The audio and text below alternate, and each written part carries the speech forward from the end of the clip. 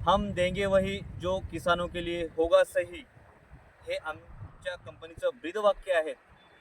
आणि मी सध्या खडका येथील प्रगतशील शेतकरी विजयभाऊ तायडे यांच्या शेतात आहेत. त्यांनी मालविका सोयाबीन 4 बॅग लावलेले आहेत. आज आपण विजूभाऊच्या प्लॉटवर आहेत. अतिशय सुंदर असा प्लॉट इथे आपण पाहत आहोत. मालविका सोयाबीन 4 बॅगची त्यांनी पेरणी केलेली आहेत. आणि मालविका सोयाबीनचं वैशिष्ट्य आहेत, भरपूर ब्रँचेस करते. आणि पानं पहा तुम्ही, पानं रफ आहे, गोल आहेत.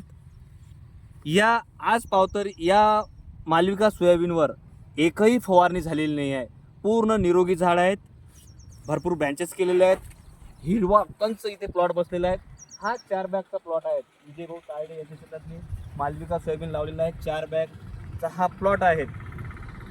आणि विजूभाऊसोबत ज्यावेळेस मी बोललो, आज सध्या ते आपल्यासोबत नाही आहेत, बाहेरगावी गेलेले आहेत, ज्यावेळेस मी फोनवर बोललो त्यांच्यासोबत, त्यांनी आनंद व्यक्त केला की विगर बायोटेकने आम्हाला अतिशय चांगलं वाण दिलेलं आहे.